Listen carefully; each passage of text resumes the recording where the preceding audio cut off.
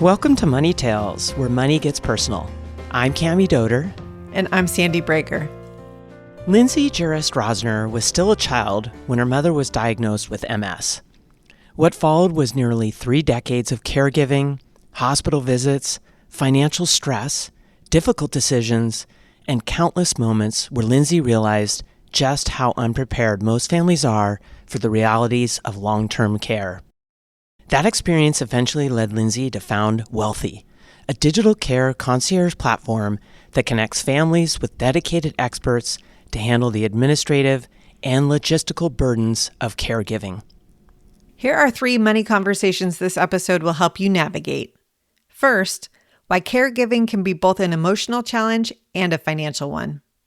Lindsay shares the hidden costs families often do not anticipate, from in-home care to travel expenses to the income and energy caregivers sacrifice along the way. Second, how to start difficult conversations with aging parents before a crisis happens.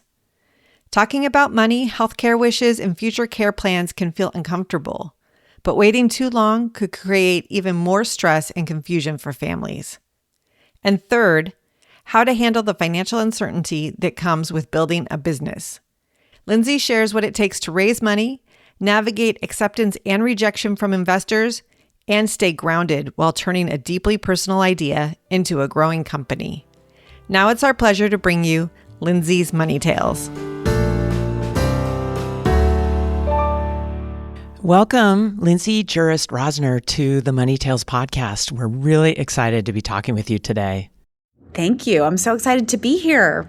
Before we bring you in and let you tell your story, I have to share, and this will be pertinent to what you do right now. I am currently at a rehab facility for my mom, who unfortunately broke her leg, her femur. And she's an older person. She's got a bit of Alzheimer's and really brutal. However, these care facilities are incredible. We're at a rehab center, and I'm just really thankful. My mom and dad were very intentional with their money to be able to set aside funds for the future, for the unknown. And so my brothers and I are able to take care of mom in the manner in which she had hoped to be taken care of. And thank goodness for these centers. I'm just blown away at the skill level that also comes with the empathy level that's needed as someone's in a lot of pain. Cammie, I'm glad that she's getting good care, and I'm so glad that she and your father planned for different possibilities. And it sounds like they've really done a good job through their lifetime allowing you and your siblings to care for your mom and focus on her needs, as opposed to having all those challenging money conversations and decisions that can come along when someone unexpectedly or even expectedly needs care at some point. No, it's so important. I'm really thankful. Obviously, we're grateful for the ability to do this, that they were able to do this, but also grateful that they had the intentional conversations. And presumably with you guys too, They so did. that you know what you need to do. You have all the correct powers of attorney in place. You know the passwords to the accounts and can pay the bills. And So Sandy, this is where one of the siblings has to be really, really organized. And my one brother and I are very thankful for our older brother, who walks into the hospital and now the rehab center with a 3-ring binder with everything. And It's incredible, and it's an inspiration. I'm going to get more organized myself.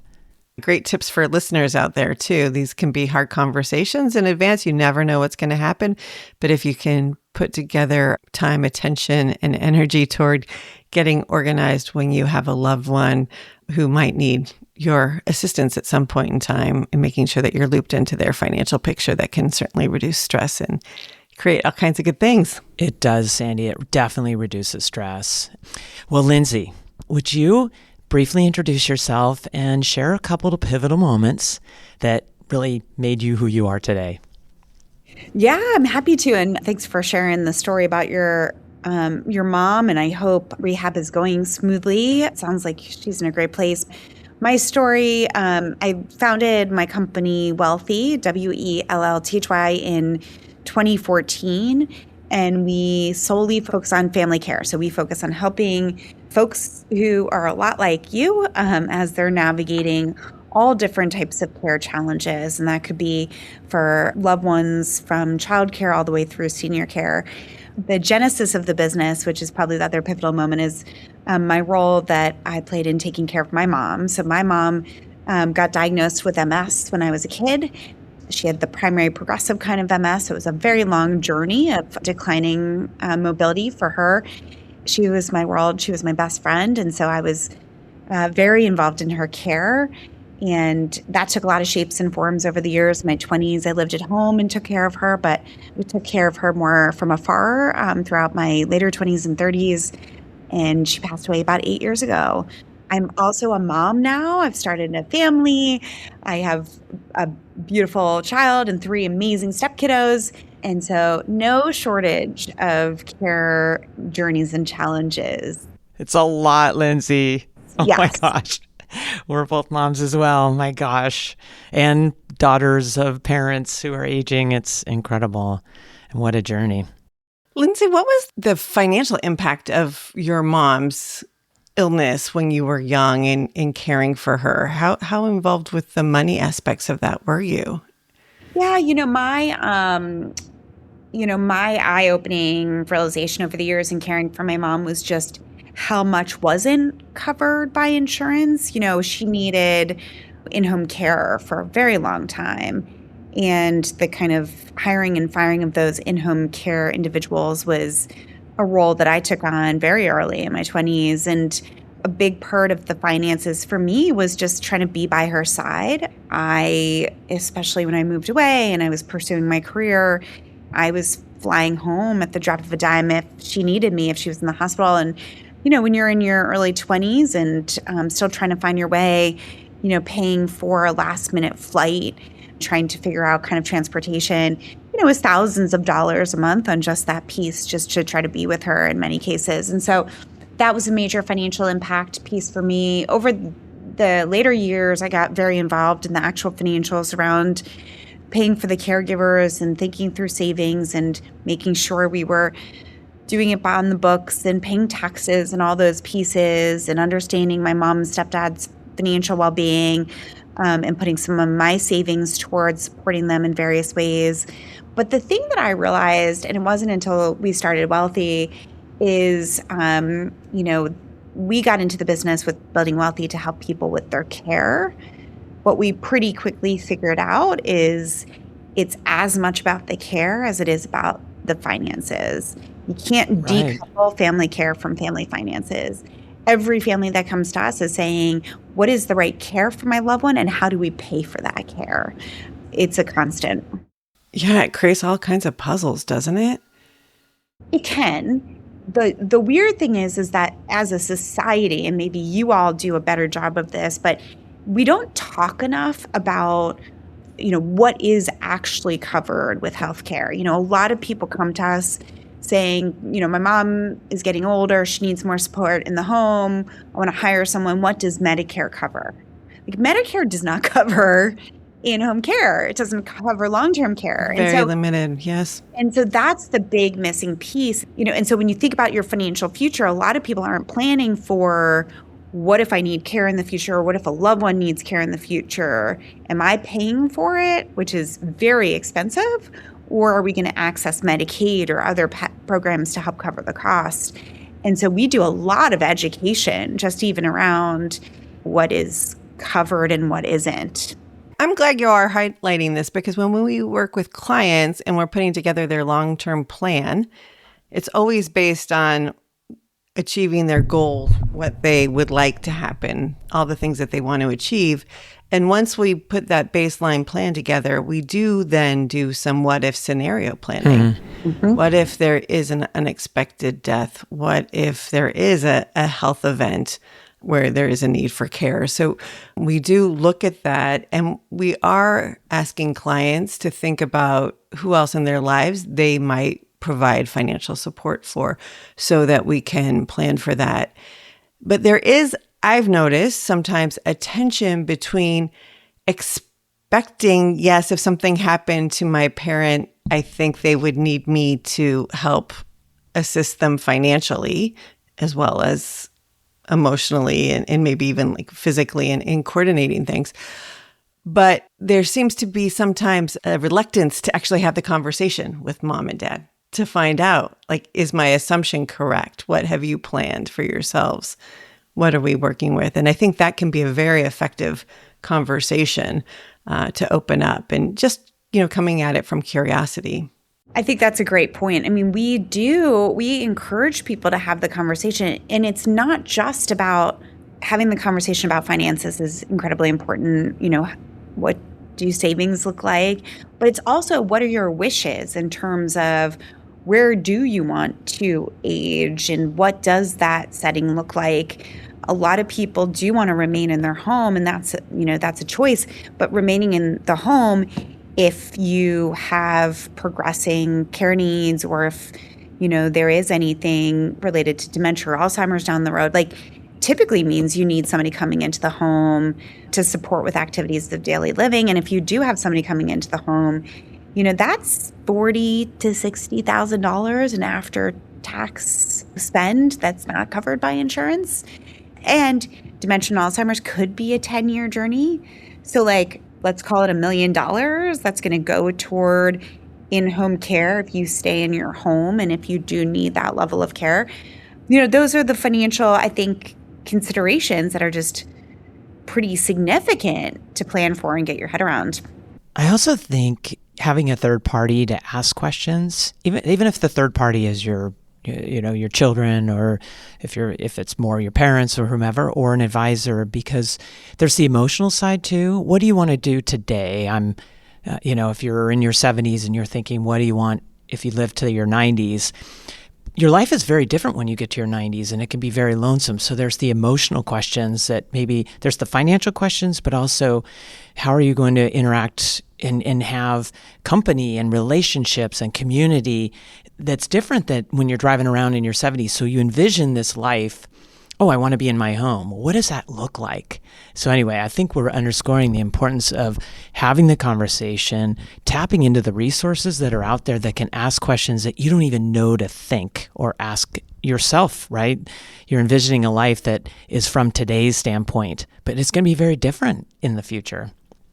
Listen, the conversation sucks. It's daunting. I think a lot of people feel like, and listen, a lot of times it feels very private. You're prying into kind of very private and personal. Yeah, it's very private. I don't think we want to diminish the gravity or bigness of these conversations, but my one recommendation is the extent that you can just have little conversations rather than some big sit down type, like it never goes that well when you do some sort of big family confrontation type, let's talk about these big meaty topics that nobody's comfortable talking about. We find that it goes a little easier when it's drips and drabs, bringing it up in casual settings and, over holiday dinner and as you're in the kitchen cleaning up, like, Mom, we never talked about it. What would you want? You and Dad needed. Would you want to stay in the home? And would you want people coming into the house to help you? And it's just a little bit more free-flowing, potentially, than I think the way we all envision sort of having these big conversations. It's great, important advice there. Yeah, you got to build the muscles. You got to build them up. So, Lindsay, you sound like someone who has had a very busy life, and I'm curious about your road to entrepreneurship, because that's a risky road, and it takes a lot of time and energy. How did you decide that you wanted to start Wellthy, and how did you go about doing that? I had this burning desire to solve this problem. It was deeply personal. I was living the caregiving journey and caring for my mom. It was so hard. It was the hardest thing I was doing. Nobody was talking about their own versions of my story. And yet I kept figuring out that almost everybody is or will go through some sort of caregiving journey. And so I started obsessing about wanting to start Wellthy. I got the domain name 5 years before I started the business. I got Wellthy.com in 2009. I didn't start the company until 2014. But you knew. I ruminated on it for a while. I think the interesting thing that we see with women founders, and I definitely fell into this, was I felt like I wasn't ready. I don't know why. I think we do this as women sometimes, maybe a little bit more than men, but I kept feeling like I wasn't ready. I needed just a little bit more experience with this or that or this. And so actually it was helpful. I went to work for a serial successful entrepreneur, an incredible leader, this guy, Dave Morgan, who's still a mentor and dear friend. He's here in New York City. I went to be his head of marketing and sort of was acting a little bit like a chief of staff and got to see all the different kind of, areas of the business and how he acted as a CEO. And I felt like I could do the job. I saw it up close and I was like, I can do that. I got it. Built up my nerve to go quit my job and start Wellthy. And started the company in 2014 and found my co-founder in 2015, and we started building and going, and we raised a little bit of money, and we built a little bit, and we raised some more money and built a little bit more. And now we're, a scaled company. We've raised $85 million. We have hundreds of clients, hundreds of employees. It's pretty awesome. Lindsay, this is incredible. And I'm hoping you will describe a little bit more about raising a little bit more money, going along your financial path. It's really hard to do. That's incredible. Obviously, it's a testament to what you're building, but describe the steps and your approach to raising money to build this vision. I think it's, network and resilience is probably the two pieces. I went out to people who knew me because in those early days, before there's revenue or customers or big business, people are investing in the founder. And so you're better off going to people who kind of already know and trust you or feel like they get it. Yeah, early investors were angel investors who I had some connection to or had some connection to the business and just believed in it.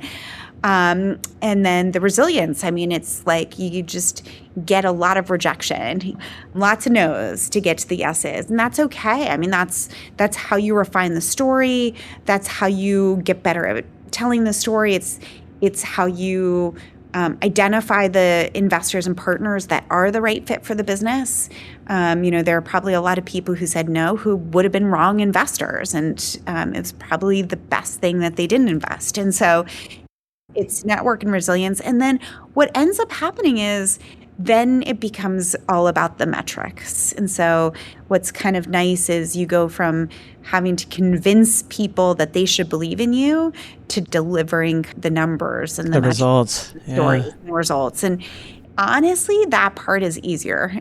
You have to be performing and delivering, and it has to be an exciting story with growth and all of the financial components, but that is more black and white than the earliest days when you're just trying to pitch a dream.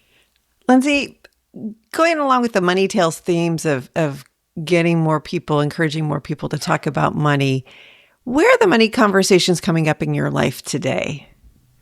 Professionally, the money conversations are varied, right? So, we are having daily money conversations with the families we support. So it's every conversation every day. Families come to us talking about care and how to cover the cost of care. And we're trying to gain access to different financial aid programs for families. So it's just integrated into the business overall.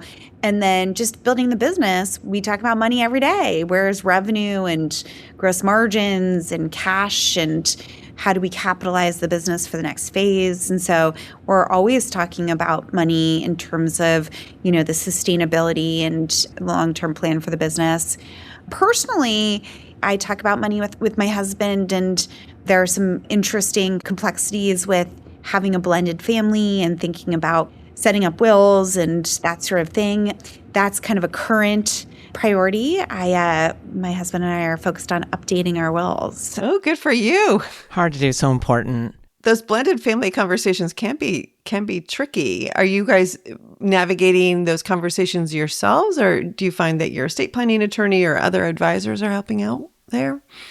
Well, we are in the market for advisors, so we've been spending some time with advisors. And then, yes, the tax attorney helps. And then I got to tell you honestly, what we've been doing is we've been talking to Claude. So, a little bit easier than like booking an appointment with an expert. It's 10 o'clock at night, we're lying in bed and we're like, let's ask Claude if this situation. You know what I mean? And so that's been really fun for us as well. I like that example because what you're possibly looking for from Claude, I'm guessing here, are the prompts that then allow you and your husband to have a conversation, right? So let's ask Claude this. It's almost like you were talking about. It's a softer way of then you having the opportunity to discuss what are your questions, what are your concerns, and I think that's another great example of how to leverage. We talked about leveraging friends, family, but also technology out there that can help us navigate. I'm curious, you talked about a mentor. I love mentors. I love coaches. I think they're so important for all of us.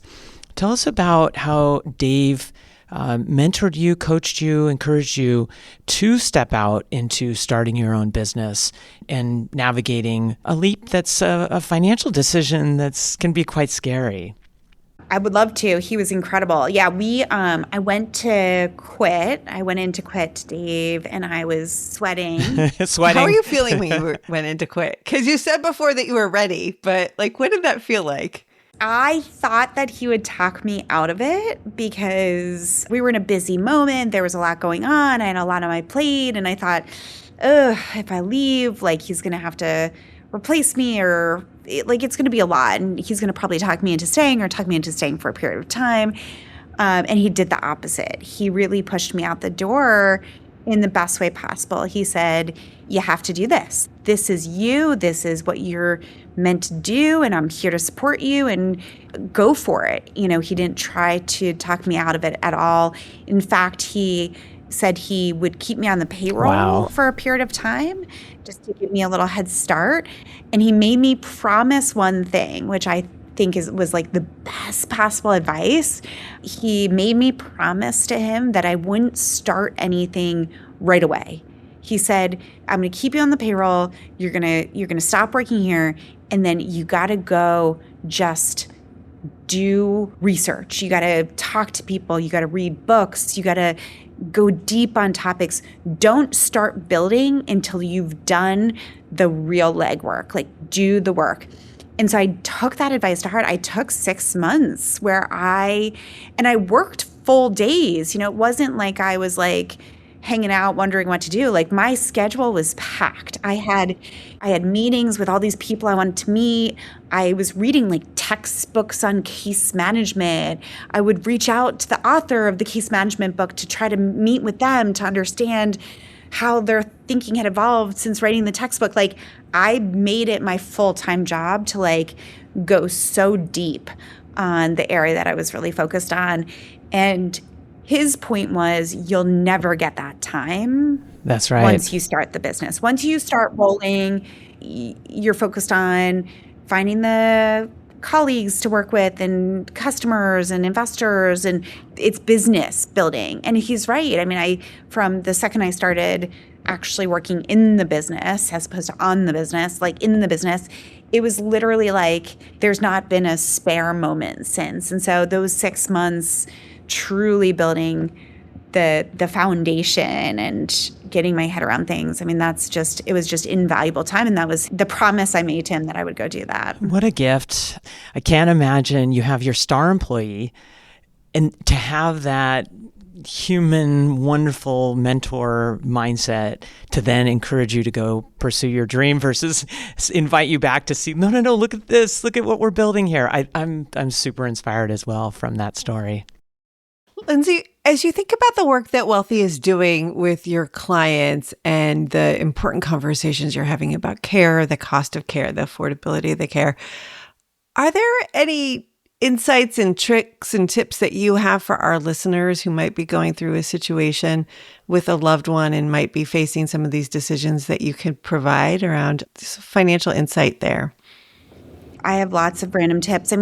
First is for all the caregivers out there, put the oxygen mask on yourself first, as they say, when you fly. So often we see caregivers reach a point of pretty extreme burnout because they're taking care of everybody else and neglecting their own well-being. And so I know it's easier said than done when you're the kind of responsible party and you have kids and parents and trying to juggle a job, but to the best of your ability to try to get the sleep and get the workout and eat nutritiously and do the things you need to do for yourself. have the conversations, understand your loved one's wishes. What are their care wishes? What's their financial situation? Delegate. We see a lot of similar family dynamics where there can be one adult child who takes on more of the work and reaches more of the point of burnout. And we encourage that caregiver to delegate, find the activities that they can invite their siblings or their parent or whoever to take and run with and really involve others. I'd say the other piece is get out there and find ways to connect with others going through similar journeys. I think one of the things we see is caregiving is just so lonely and you get so wrapped up in your own situation. It's kind of hard to know, can I be doing something differently without kind of lifting up, and whether it's a support group or working with an organization like Wellthy or finding other folks in your community where you can kind of gain perspective, just have community, feel a little less alone. And then get your basic legal documents in place. Your power of attorney, your healthcare proxy, your will, and probably a living will are kind of some of the basic ones. And you don't have to pay a lot of money for those. You can use state-based documents for some of those forms, but it does ease some issues later on if you have some basic documents in place. So, and then I would say practice what you preach. We see a lot of folks who look like us who are going through challenging situations with their parents. And so pay forward the gift where you're proactively bringing up the conversations with your kids, talking about your wishes, your finances, and opening those lines of communication for your kids so that they don't have to struggle to have the same conversations that we're all having with our parents. Love that. Chip away at them over time. Practice what you preach. Beautiful. Build these muscles. Lindsay, what's your next money conversation going to be, and who will it be with? Probably with my husband, and probably about trying to figure out the will stuff. And I have some really interesting and cool financial opportunities that I need to sort out with QSBS, if you all know anything about that. Yeah, qualified small business stock. Really exciting. A lot of ways to plan around that, especially in the context of family planning. Yeah. Family financial planning. That's a big topic for us at the moment. Lindsay, it's so exciting, and really congratulations on this success with Wellthy, but also just the work that's giving back to those of us who are going through it. I really appreciate it. I'm sitting in this seat right now, and your advice, I literally took down notes to apply. So thank you. Before we let you go, would you share with our listeners where they could find you digitally? Well, my company is wellthy.com, WELLTHY.com. And then I'm not really active on social media, if I'm honest. But if people want to get in touch, please reach out via email. I'm Lindsay@wellthy.com. Pretty easy to find. Thank you so much for joining us on Money Tales. Thank you so much for having me. Such a good conversation.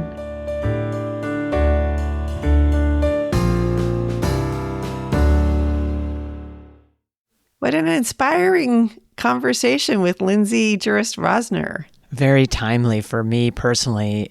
She just really gave us a lot of good tips, and her life experiences were inspiring.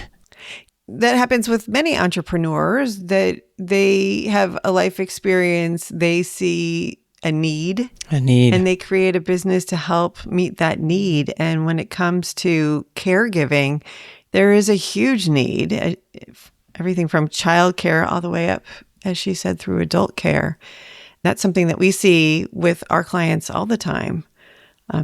Finding the right caregiver for the right moment is important, and having sound planning around that to make sure that necessary legal documents are in place, to make sure that there is a funding source, whether it's savings or investment and or insurance.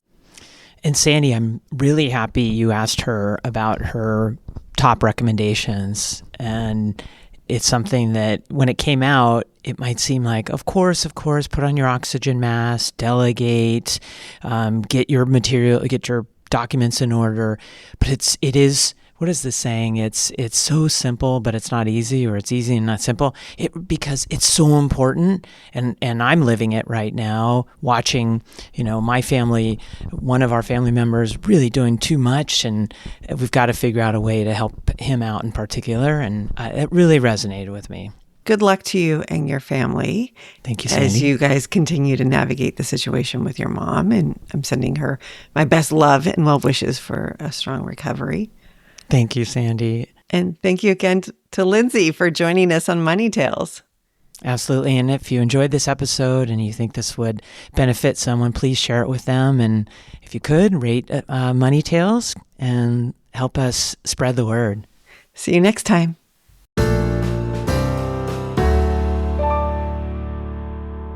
Thanks for listening to the Money Tales podcast. If you've enjoyed this episode, share it with someone you think would benefit from listening. And leave us a review on your favorite podcasting platform. Your ratings and reviews help more people find our podcast.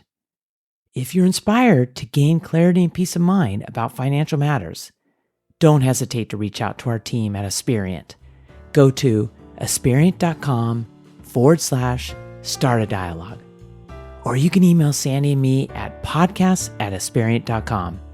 See you next time.